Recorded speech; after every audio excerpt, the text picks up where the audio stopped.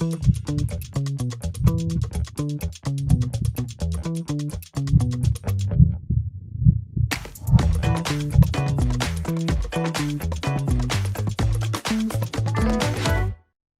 everyone. It is a great pleasure to see you here. This is another edition of Heart to Heart Conversations, and I am more than delighted to be joined this time by Professor Flavio Ribichini, the director of the Cardiovascular Center at the University of Verona in Italy. As you know, Heart to Heart Conversations can be followed live at X, former Twitter, Facebook, YouTube, LinkedIn, or you can join via PCR online, where you can also ask questions. The topic for today is actually a very important one, since it concerns a large amount of patients worldwide. And that is, what is the future of coronary interventions? That being said, Professor Ribichini, today, most of our patients are being treated with a drug-eluting stent. How do you see this presently? Do you think there are any shortcomings of that sort of therapy? Thank you, Dejan. Good morning, friends. Thank you for attending this talk. Well, the question is quite obvious. Stents are great. They have changed totally the treatment of coronary artery disease worldwide, but they are still not perfect. We do believe that we can do better. And is the real limitation is the, let's say, biological incompatibility of metal with tissue in the human body. We know that the longer the size of the stents, the higher the negative consequences of PCI. So I think that the most important limitation of stents is the length. So also the small diameter of the stents correlate with occlusion and restenosis. So definitely we have room to improve. Yeah, so the question is, one of the problems that we hear often is that when you leave the metal behind, the events will keep coming which are related to the stent. So how do you see the evidence that tells us that there is a continuous risk of stent-related events, not only in the first year post-implantation, but after the first year as well? Yeah, there is absolutely no doubt about that. I think that expert operators know it well. Young people should be very aware of that. The longer the metal we implant, but it's a matter of millimeters, the higher the recurrence of patients. Actually, at 10 years follow-up, 50%, 1 out of 2 patients treated with metallic stents will come back for any reason. Might be death, they don't come back, but myocardial infarction of restenosis or thrombosis. So this has to be one rule for any interventionalist, that the shorter, the better. Also, the larger in terms of diameter is the better. And this is where you have to work to offer the patients a complementary alternative to use the metal where it is very important and useful, but to reduce it when possible. Yeah, so the question is, if we look at this data of the pooled analysis of randomized patients, and this is the data which many people refer to, published 5 years ago from the New York group, and they pooled several randomized trials together, and they basically concluded that with new stents annually after the first year, you may think that you will have a 2% rate of stent-related events each year. Not in the first year. In the first year, it's around 5%. But after the first year, each year after the first year until the 5-year follow-up, there will be a 2% stent-related events. Now, when you think about the use of intracoronary imaging, that is one of the things which was not standard inside those trials which were analyzed. So my question to you, before we start talking about the device-based alternatives to metallic stents, do you think that the use of intracoronary imaging, if it would be increased, could further reduce the burden of stent-related events that we see nowadays with the contemporary new generation DES? Well, I think there is no discussion that doing a good vessel preparation and a good stent expansion and a good stent sizing based on intravascular observation offers better results than angiographically or just visual estimation of things. How this might impact actually the very long-term outcome, we don't know. We know that we will have less restenosis, less TBR, less thrombosis, lower death in important vessels like the left main if we do intravascular imaging. I'm not aware about very long-term comparisons of angio versus intravascular imaging. I have to say that biology will play a role which is more important than physics. Physics is about length and diameter and flow. Biology is something that takes longer, so I'm not convinced that this big difference can be also translated at 10, 15, or 20 years. This Sincerely. is a I think this is a very important point you made, because when we look at those people coming back after 5, 6, 7 years, we often see neoatherosclerosis, a new atherosclerotic plaque inside the old metallic stent. And of course, there's a question whether we can do anything about it to prevent it. So yeah, maybe different. It's hard to believe that this will be prevented by intravascular imaging. I agree. So we can work on let's say the first year or the several next years, but this long-term follow-up is a question. So does a new device help us here? Tell me, what is your impression on the emerging therapies with drug-coated balloons? How do you see the development of these therapies so far, and how do you assess the evidence? Well, it's a lot of questions. I will start for saying that since the very beginning of my understanding of intravascular interventions, I have very clear that the shorter the length of the metal, the better for the patient. This is a little bit difficult to balance with the good angiographically beautiful result immediately after the interventions, because when you have topically metallized artery, it looks great, it looks brand new, but we know that it is very bad. When you leave dissections or residual lesions, it doesn't look that great, but we know for sure that this is better for the patient, also in terms of a future being intervention. So first of all, it's a change of mentality. Beauty is not a part of functionally improved revascularization. So let's try to have this in mind, that what we don't need to have a perfect tube with very net contours. What we need is good physiology and reducing the metal to the minimum which is necessary. So that being said, the addition of alternative anti-proliferative strategies like balloon-coated, drug-coating balloons may solve the problem of the recurrence due to the neointimal growth without leaving the stimulus of having the foreign body forever. So the hybrid idea of using stents where needed and accepting dissections, which is a way of healing the dilatation, and releasing a drug which can be cytotoxic or cytostatic, this is of course making a lot of sense. I have been applying these, for instance, normalizing physiology at the price of putting very long stents, on my opinion, is not a good deal. Normalizing physiology with acceptable results, reducing metal and dilating the lumen of the artery, is much more sensitive. Okay, so when we speak now about the evidence, I mean, you said that it makes biological and let's say clinical sense to sometimes use drug-coated or drug-eluting balloons instead of metallic stents by reducing the length of the metal or also avoiding it altogether. Now, the question is, how far away have we come, or how far have we come in terms of evidence for this new therapy for coronary interventions? Now, when you think about the 3 large randomized trials, in my humble opinion, over the past, let's say, 7 or 8 years, starting with the basket small Q in 2018, then progressing to REC cage free, the Chinese trial of last year, 2024, and then ending with just now at TCT, just a week or a few weeks ago, there was a publication of a large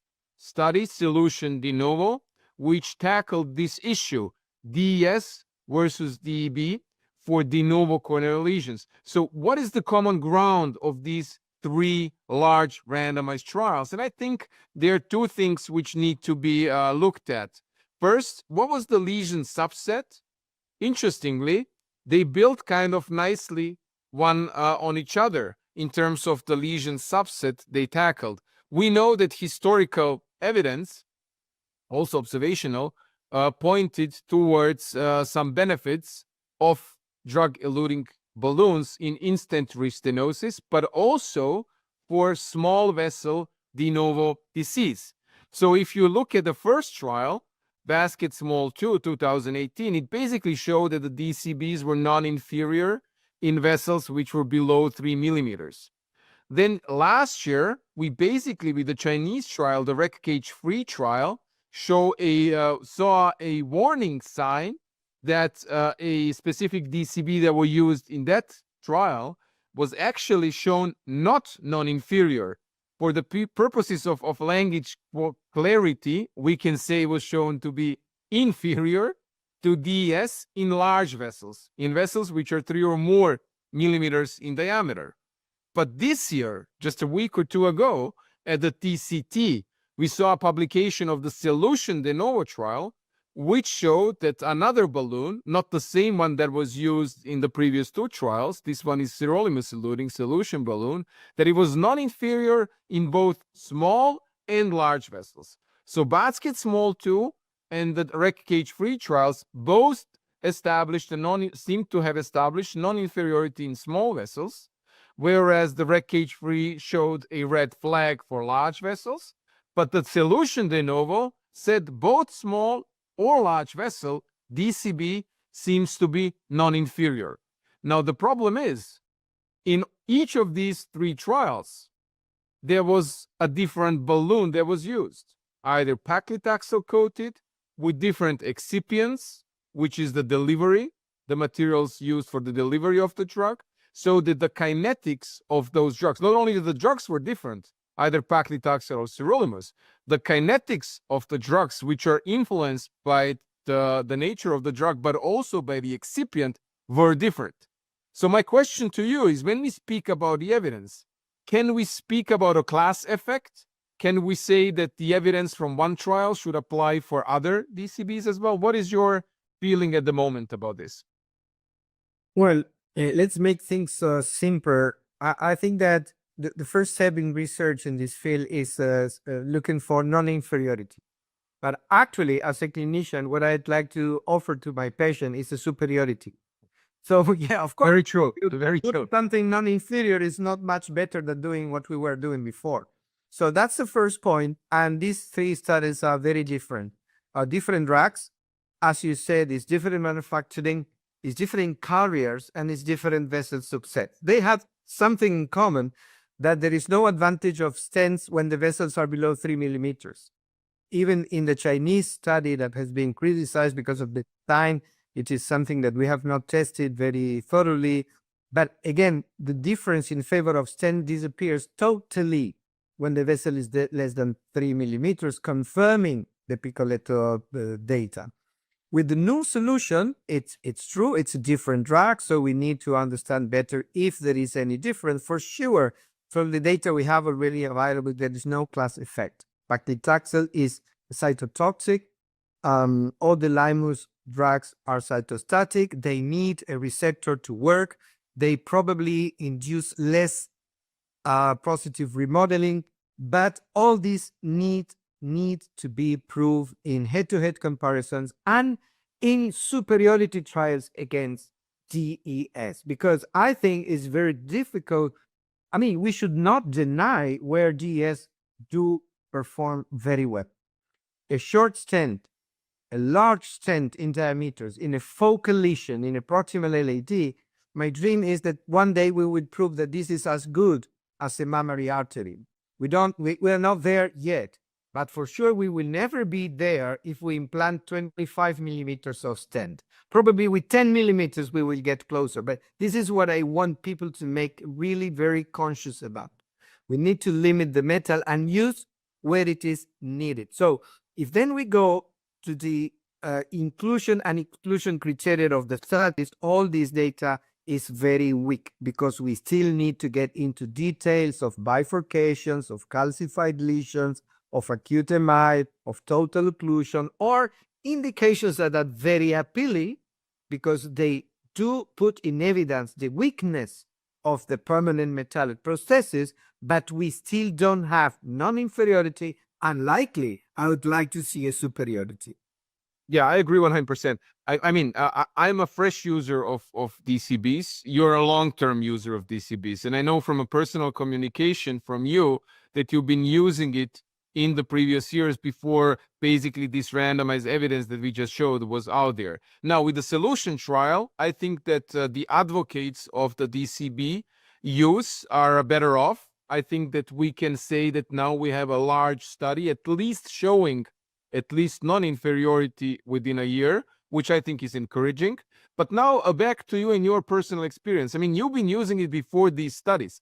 So how do you see this therapy? It almost seems to me that to a certain degree, DCBs would be used even without these large randomized trials. Tell me, what do you think about that? We have to be very honest and clear on that. I've been using DCB more than 10 or 12 years ago when the indication was in-stent restenosis. We have been trying disparate therapies for in-stent restenosis, even intravascular radiation, brachytherapy. Why DCB works so well in in-stent restenosis? Because in-stent restenosis is a very highly proliferative tissue.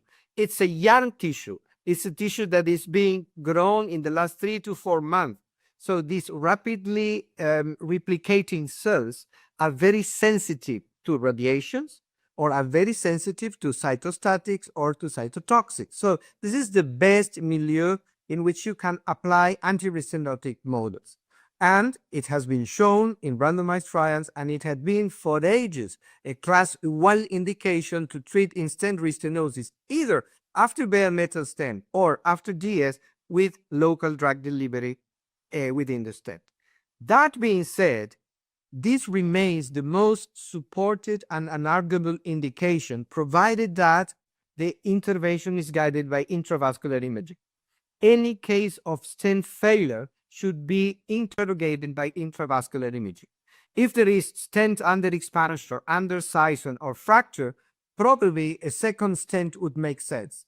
Is the vessel small and there is no room for more material making this Russian doll inside the artery, and you have neointimal proliferation as the cause of lumen narrowing, then there is no doubt that local drug delivery is the way to go. Like at the time of brachytherapy, it was shown to inhibit this neointimal growth.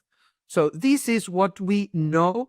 I don't know exactly why in the latest guidelines the in-stent restenosis treatment with DCB has been downgraded from indication class 1 to AB. This is a matter of discussion. Still 2A, it's still a strong indication. And then we move to the native vessels.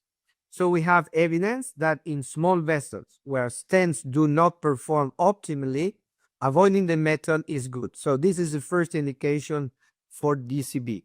Then it makes a lot of sense to reduce metal in bifurcation. So we know that provisional stent 1 instead of 2 is better. So very likely 1 stent plus DCB would be better than 2 stents or better than non-coated balloons. Third, calcified lesions. We know that if we cage a calcified vessel with a stent, which is common practice, there is no opportunity for this vessel to induce positive remodeling. This is a good perspective of breaking the calcium, delivering the drug, and then leave it grow. So all these indications that are coming are promising, but need to be proved. And the last one, which is numerically irrelevant, but theoretically very important, for instance, you might know that never a drug-eluting stent have been shown superior to bare metal stents in saphenous vein grafts. You know that? Never in a randomized trial. That means that veins are different to arteries. But you know what?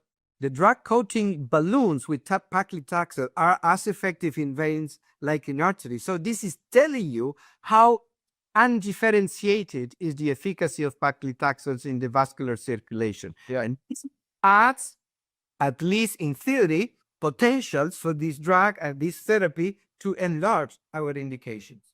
It's very good that you say this because at TCT, the Proctor trial was also published, which showed that treating the SVGs is better than treating the native disease. So in that light, yeah, DCBs might be a future there as well. So let me just summarize. What you just described are different lesion subsets, which clinically and from the angle of an interventional cardiologist might offer themselves for the DCB treatment. In terms of evidence, what we have is three large randomized trials in basically all comers. So you had ACS in roughly half of those patients as well, and you had small and large vessels. So as a wrap-up, the direction that the evidence is taking seems to be encouraging, where DCBs, at least within that first year, seem to be non-inferior to DES, with a warning sign from the Chinese REC cage-free trial, which showed the warning in large vessels. So I guess that we will need more evidence to be stable there,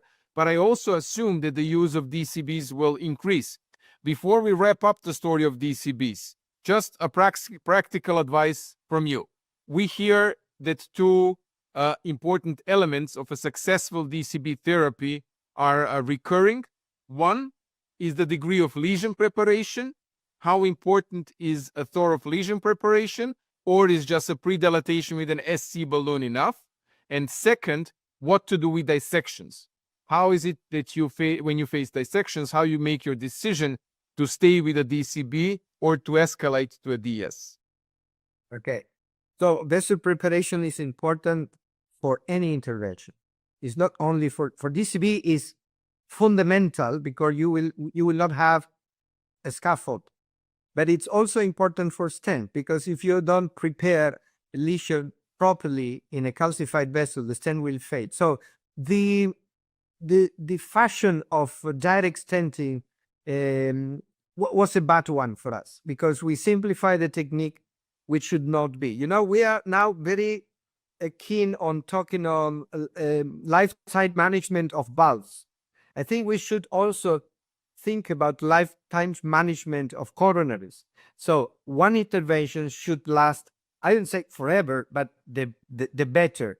And for that, vessel preparation is important for stenting and for DCB. For DCB, you need to obtain the best dilatation of the vessel possible, going one-to-one to the artery side to prepare it, without being very scared about dissections. Dissections can be managed by a stent, if it is occlusive, by long dilatations at low pressure, or by the using of scoring or cutting balloons with blades.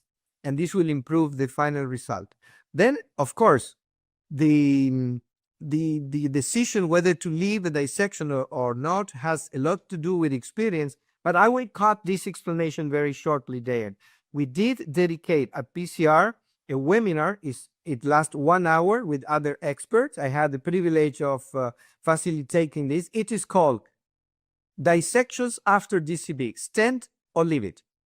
The webinar is available on the net, and I invite all our friends to review it because it's very practical with very good advices on how to take this sometimes difficult decision. Very good. I like the answer. So when we now speak about the future of coronary interventions, we have for now said DS are good. We are still going to be using metallic stents. We will see how to improve it by using the intracoronary imaging and better understanding the disease which is underlying.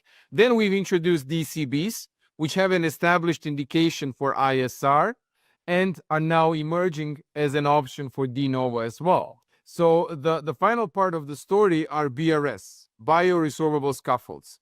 Now, how do you see the story of bioresorbable scaffolds? Is it closed or is it ongoing? We know that there are new iterations of BRS, of resorbable scaffolds. How do you see the evidence so far, and what do you expect in the future? Well, I start with a confession. I have always been a believer on bioabsorbable scaffolds since the beginning, because I do think that this is something different. We have been implanting stents for nearly 30 years, and it has always been the same. With more metal, with less metal, with one polymer, without polymer, with a drug, with another drug. It's more or less the same. The only difference, even drug coating balloon is the same. It's just inflating a balloon. The scaffold, it's an amazing technology. We know the bad and the good. We know the bad. from the first studies with the PLLA that at a midterm of 1 to 2 years, we have more thrombosis. And this is because of the very slow and long-term period of reabsorbing, and probably because the need of very careful lesion preparation. But from that experience, we know the good part. We know that in AIDA, for instance, we have seen that after 5 years, it is not worse than a good science stent. And we do have results of 10 years with complete vessel healing and with disease progression that is more aggressive in other points rather than where the ederologists have done the job. So we do still need to understand better this technology.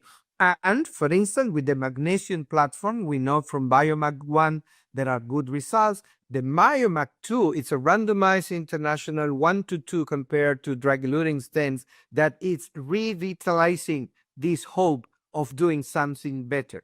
And the association of drug without scaffolds, DCBs, plus a scaffold that will disappear in case of occlusal dissection or insufficient lesion preparation, I think is the top thinking. If we want to think about the future, we should not be happy with non-inferiority, because if you aim at non-inferiority, you will remain at the same level. We should aim at superiority. This is a step forward. This is what we need. Of course, it's not easy. It will take years. It will take thousands and thousands of patients, but the theory is there.